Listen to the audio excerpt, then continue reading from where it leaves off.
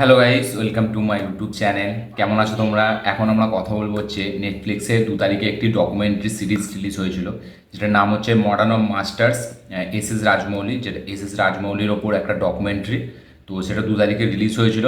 আমি একটু ব্যস্ত ছিলাম, তাই জন্য দেখা হয়নি তখন। তো এই সিরিজটাকে আমি ফাইনালি দেখলাম। ঠিক আছে, খুবই ছোট একটা ডকুমেন্টারি, ওই 1 ঘন্টা কত 14 মিনিট না কত সেকেন্ডের একটা ডকুমেন্টারি। ঠিক আছে, আপনাদেরকে হাইলি রেকমেন্ড করবো এই ডকুমেন্টারি অবশ্যই দেখতে। আমি দেখলাম, কীরকম লাগলো সেটা নিয়ে কথা বলবো। চলো ভিডিওটা শুরু করা যাক। কেমন হলো এই ডকুমেন্টারিটা? তো এই ডকুমেন্টারিটা সবথেকে প্রথম যারা এস রাজমৌলিকে চেনে বা যারা তার ফিল্ম ফলো করে বা যারা দেখে, এমন এমনকি না যে একদম স্টার্টিং থেকেই তাকে দেখে, মানে আফটার ইগা মানে মাক্ষী বা বাহুবলী, ঠিক আছে, বাহুবলী থেকেই যেহেতু সে পুরো ফেমটা পেয়েছে, তাই জন্য তাকে যারা দেখেছে, যারা মানে নতুন অডিয়েন্স বা যারা বাহুবলী থেকে অডিয়েন্স বা যারা তার আগেরও অডিয়েন্স, তাদেরকে এই ডকুমেন্টারিটা খুবই মজা দেবে। এবং এরকম একটা ডকুমেন্টারি না, যেটা একটা মানে ডকুমেন্টারি হলেও দেখার একটা আলাদা এক্সাইটমেন্ট থাকে। এবং এই ডকুমেন্টারি সিরিজটা কোনো একটা মানে আমরা যে দেখি না এন্টারটেনিং একটা সিনেমা বা এন্টারটেনিং একটা সিরিজ, যেটা থেকে আমাদের ব্যাপক মজা দেয়, যেটা স্ক্রিন প্লেটা আমাদের প্রচুর এঙ্গেজিং করে রাখে, এই ডকুমেন্টারিটা ঠিক সেরকম। এই ডকুমেন্টারিটা দেখার জন্য একটা আলাদা এক্সাইটমেন্ট ছিল আমার মধ্যে। কারণ এই ডকুমেন্টারিটাই আমরা দেখতে পাচ্ছি যে এস রাজমৌলি একদম ইনিশিয়াল স্টেজ থেকে এসে এই যে সাকসেস এসছে ট্রিপল আর পর্যন্ত, তার জার্নিটা, এবং তার জার্নিটায় তার সাথে কি কি হয়েছে, ঠিক আছে, সে কীরকম ছিল, কীরকম হয়ে উঠেছে, এই সব কিছু আমরা এই সিরিজ ডকুমেন্টারিটা দেখতে পাচ্ছি। এবার যারা, এইটা তো বললাম যারা এস রাজমৌলির ফ্যান বা যারা অডিয়েন্স, ঠিক আছে, যারা এস রাজমৌলি সিনেমা প্রচুর দেখতে পছন্দ করে, ঠিক আছে, সেটা আমাদের এখানের হোক বা বাইরের হোক, সে যে কোনো জায়গারই হতে পারে। এবার যারা ডিরেক্টরস হতে যায়, ঠিক আছে, মানে যাদের অ্যাম্বিশনটাই ওই রকম যে আমরা ডিরেক্টরস হব, সে তারা খুবই যদি লো ক্লাস থেকে বিলং করে, মানে মিডল ক্লাস থেকে বিলং করে, যাদের কাছে অতটা টাকা পয়সাও হয়তো হেভি নেই, এটা তাদের জন্য দেখা খুব দরকার। কারণ এই সিরিজটাই আমরা দেখতে পাচ্ছি যে এস রাজমৌলি সে কিন্তু প্রথম থেকেই বিশাল তাদের অবস্থা বা বিশাল একটা পারিবারিক ফ্যামিলি থেকে সে আসেনি, ঠিক আছে, তাদের প্রথমে অনেক তারা ফেলিয়ার দেখেছে। এমনকি তারা মানে একটা সময় গেছে মানে যাদের তাদের বিশাল দুরবস্থা ছিল, ঠিক আছে, খুবই খারাপ সময় গেছে তারা। এবং ফাইনালি কিভাবে তারা আস্তে আস্তে আস্তে আস্তে রিভাইভ করে একটা ফ্যামিলির সাপোর্ট পেয়ে, ঠিক আছে, কিভাবে সে আজ এই জায়গায় এসছে, এটাই হচ্ছে মুদ্রা গল্প, এটাই হচ্ছে ডকুমেন্টারির মেন ব্যাপার। এই ডকুমেন্টারি আমরা অনেক কিছু দেখতে পাই, হয়তো 1 ঘন্টা 14 মিনিটের একটা ডকুমেন্টারি সিরিজ, কিন্তু ডকুমেন্টারিটাই যেরকম আমরা একটা সিনেমার ভাইবস পাই, ঠিক সেরকমই একটা আমরা একটা ইমোশনও দেখতে পাই যে একটা ফ্যামিলি, ঠিক আছে, তারা কতটা মানে কি করছে একটা জিনিসের জন্য, একটা সিনেমার জন্য। মানে এস রাজমৌলির এই ডকুমেন্টারি সিরিজটা যারা দেখবে না, যারা মনে করে যে যাদের কাছে বাজেট নেই, যারা সিনেমা বানাতে চায়, ঠিক আছে, কিন্তু যাদের কাছে বাজেট নেই, তাদেরকেও মানে একটা আশার আলো দেখায় এই সিরিজটা, ঠিক আছে। এই এস রাজমৌলির ডকুমেন্টারি তাদেরও মানে একটা দেখে খুবই মজা লাগবে যে এস রাজমৌলি যে ইন্ডিয়ার one of the biggest director এই মুহূর্তে, ঠিক আছে, যাকে কিনা ইন্ডিয়ার জেমস ক্যামেরন বলা হচ্ছে, যে কিনা যে কিনা দুটো সিনেমা দিয়ে এত লেভেলের ফেম পেয়ে গেছে, যে কিনা তার আগের অত সিনেমা দিয়েও যেগুলো পায়নি, তাকে ইন্ডিয়ার জেমস ক্যামেরন বলা হচ্ছে। তো তার এই যে জার্নিটা সেটা কিন্তু খুব ইজি ছিল না। এবং এই যে একটা ফ্যামিলি, ঠিক আছে, একটা ফ্যামিলির সাপোর্ট একটা মানুষকে কত দূর পর্যন্ত নিয়ে যেতে পারে, সেটাও জাস্ট এই ডকুমেন্টারিটাকে খুবই ভালোভাবে দেখিয়েছে। কারণ আমরা দেখেছি সচরাচর এই যারা ডিরেক্টরস হয় বা যারা টেকনিশিয়ানদের যারা নিয়ে তারা কাজ করে, তারা নিজের হয় না, খুবই কম লোক আছে যারা একদম নিজের কাছের লোককে নিয়ে কাজ করে, সেটাও খুবই কম। কিন্তু এস রাজমৌলি সেটা হচ্ছে একটা ব্র্যান্ড, যে তার পুরোই যে সাকসেসটা, তার পুরো যে ফিল্মের এই যে এত সুন্দর হয়ে ওঠাটা, এই যে ওয়াও ফ্যাক্টরটা, সেটাতে কোথাও না কোথাও 80% ক্রেডিট তার ফ্যামিলির আছে, 20% তার নিজের আছে। কারণ এখানে তার ফ্যামিলি বলতে তার বউ থেকে শুরু করে মানে ওয়াইফ থেকে শুরু করে তার ছেলে, তার বাবা, তার ভাই, তার চাচা, সবার একটা আলাদা অবদান আছে। একজন আর্ট ডিজাইনার, একজন লাইন প্রডিউসার, একজন মিউজিক ডিরেক্টর, ঠিক আছে, সেই নিজে ডিরেক্টর, তার বাবা স্ক্রিন রাইটার, মানে একসে এক জিনিস, যারা সব যখন এক জায়গায় আসছে, তো আমরা একটা বাহুবলী পাচ্ছি, আমরা একটা মাক্ষী পাচ্ছি, আমরা একটা ট্রিপল আর পাচ্ছি, মানে আমরা একটা ওই প্রভাসের সাথে যে আগের সিনেমাটা ছিল, যেটাও খুবই হেভি সিনেমা, ছাত্রপাতি, সেটা পাচ্ছি। তো এই যে পুরো টিমটা তার সাথে কাজ করছে, সেটাতে তার পুরোই ফ্যামিলির নিজের, ঠিক আছে, এবং তার পুরো ফ্যামিলি এই যখন একটা সিনেমা বানায়, এসে রাজমৌলি ঠিক করে, তারা কতটা লেভেল অবধি মানে সিনেমাটার প্রতি নিজেটাকে নিজের সবটা দিয়ে দেয়, সেটা আমরা এই ডকুমেন্টারিটা দেখতে পাচ্ছি। এবং একটা ডিরেক্টর, সে কিন্তু শুধুই যে ক্যামেরার ভেতরে বসে মানে ক্যামেরার পেছনে বসে চেয়ারে বসে লাইট ক্যামেরা অ্যাকশন রোল এরম বলবে, এস রাজমৌলি কিন্তু সেই লেভেলের ডিরেক্টর না। সে কোনো কাজ সে নিজে করে দেখিয়ে দিচ্ছে, সে নিজে অ্যাক্টিং করে দেখাচ্ছে, যার কারণে দেখে অ্যাক্টার্সরা এত সুন্দর পারফরমেন্স দিচ্ছে। তো সে হার্ডওয়ার্কিং তো অবশ্যই করছে, তার ডেডিকেশন বিশাল, তার ভিশন আলাদা লেভেলের। তো তার এই যে সব কিছু জিনিসটা, সেটা কিন্তু এতটা সহজভাবে নয় যতটা আমরা পর্দায় দেখে ফেলি, যে সিজিআইয়ের মধ্যে কাজ, ভিএফএক্সের জন্য কাজ, কিন্তু না, তার পেছনে তার যে কতটা মাথা, তার সাথে সাথে তার ফিজিক্যাল কতটা মানে ডেডিকেশান, যে কতটা একটা কষ্টের জিনিস সে দেখাচ্ছে। কারণ এই ডকুমেন্টারিটা আপনারা যদি দেখেন খুব ডিটেলিংয়ে, সে প্রত্যেকটা সিন তার অ্যাক্ট্রেসদেরকে সে করে দেখায়, ঠিক আছে। একটা জায়গায় রামচরণও নিজেও বলছে, ঠিক আছে, সরি এনটিআর না রামচরণ যে কোনো একজন বলছে যে সে নিজে করে দেখাচ্ছে। তারপরে এবং প্রত্যেকটা কিন্তু ভিজুয়ালি আমরা দেখতে পাচ্ছি যে এস এস রাজমৌলি প্রত্যেকটা শটকে নিজে এতটা অথেন্টিক্যালি পেশ করছে, যার কারণে অ্যাক্ট্রেসরা সেটা দেখে একটা জাজবা বাড়ছে যে আমার ডিরেক্টর যখন এরকম করে দেখাতে পারছে, তা আমি একটা অ্যাক্টর হয়ে কেন পারবো না।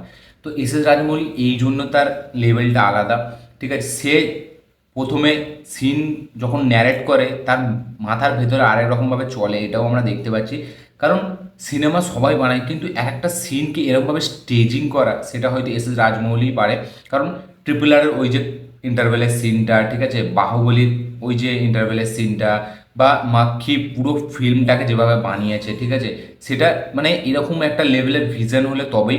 এবং এই যে এস এস রাজমৌলি এক একটা ফিল্ম এতটা বিগেস্ট হয়, সেটাও কিন্তু মানে এই জন্যই সে যত্ন নিয়ে সময় নিয়ে কাজ করে।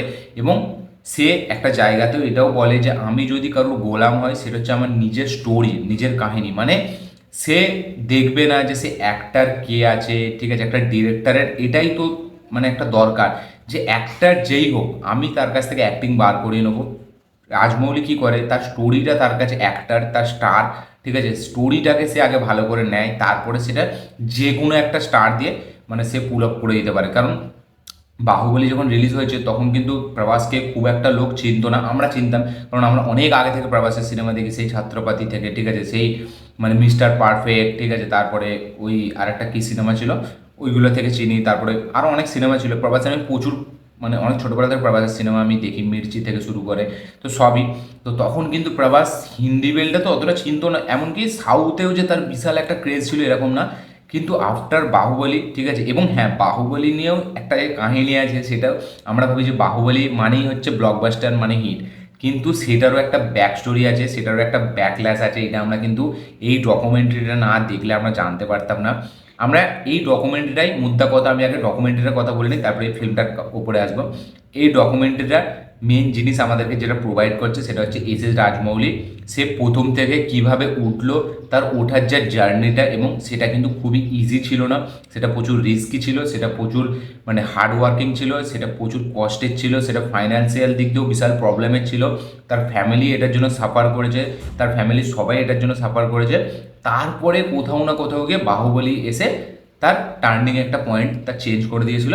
তারপর থেকে আমরা জানি সে একটা নতুন ফেম পেয়েছে, নতুন একটা জায়গা পেয়েছে, ঠিক আছে।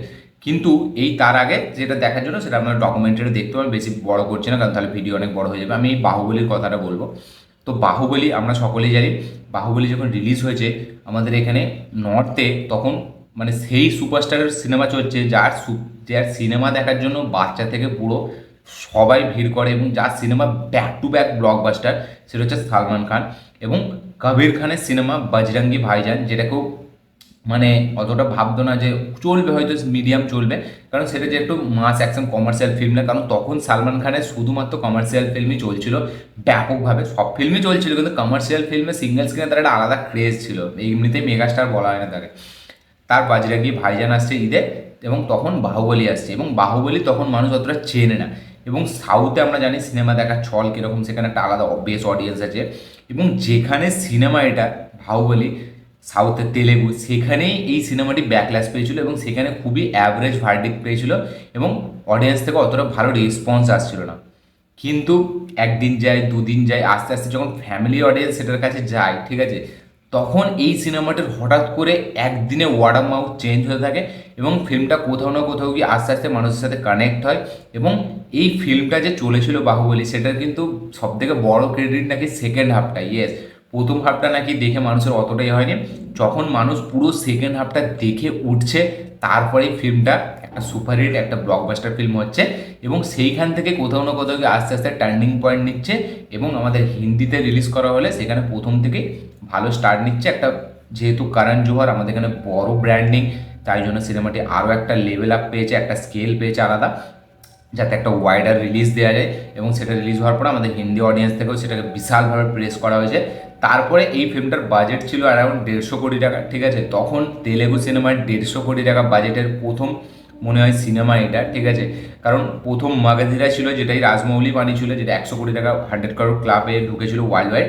তারপরে বাহুবলী সে বানিয়েছিল, যেটা সব থেকে হাই বাজেটের ফিল্ম এবং এই ফিল্মটা প্রথম দুদিন তাদের ঘুম কেড়ে নিয়েছিল, কারণ খুবই একটা মিক্স রেসপন্স আসছিল, খুবই একটা অ্যাভারেজ রেসপন্স আসছিল।